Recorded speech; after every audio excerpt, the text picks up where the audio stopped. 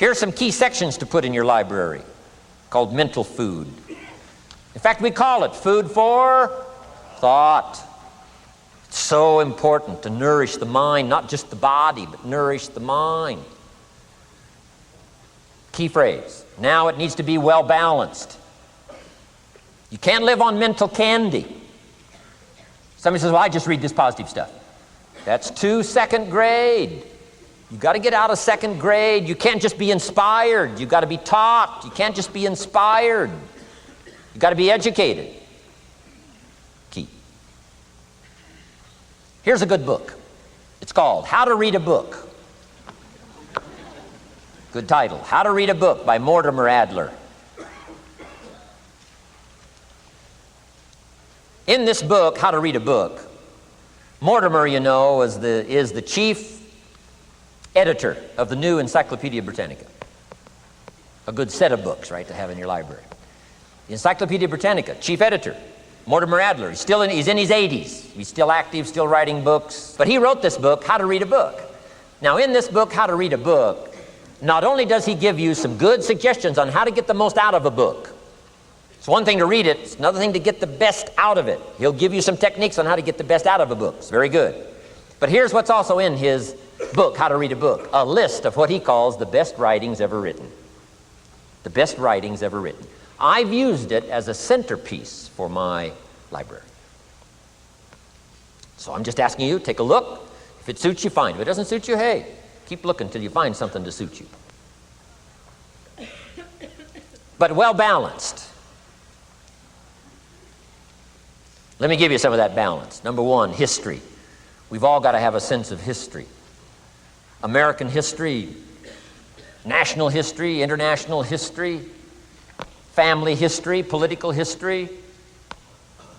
We all need a sense of history. Shortest history lesson, opportunity mixed with difficulty. No matter how far back you go, 1,000 years ago, 2,000 years ago, 3,000, 4,000 years ago, I'm telling you, it all reads the same. Once you understand the thread that it isn't going to change, then what's going to change for my life? Answer, looks like I'm going to have to change. History helps us to understand how it is, what there is to work with, seed, soil, sunshine, rain, and what human beings have done with it in the past. And how many of them have, like I did by age 25, they have messed up.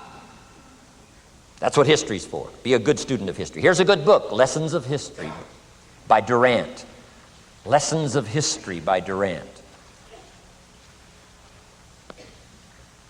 This little book is only 100 pages, but I'm telling you, it's so well written, you'll be intrigued, as I was. This little book, Lessons of History by Durant.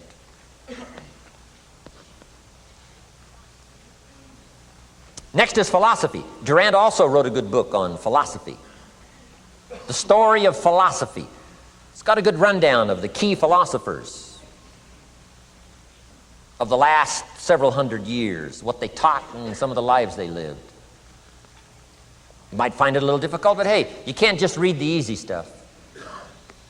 Key phrase to add here in parentheses, don't just read the easy stuff. You won't grow, you won't change, you won't develop. Tackle the more difficult stuff.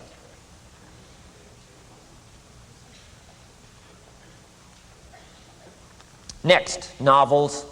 Novels are good.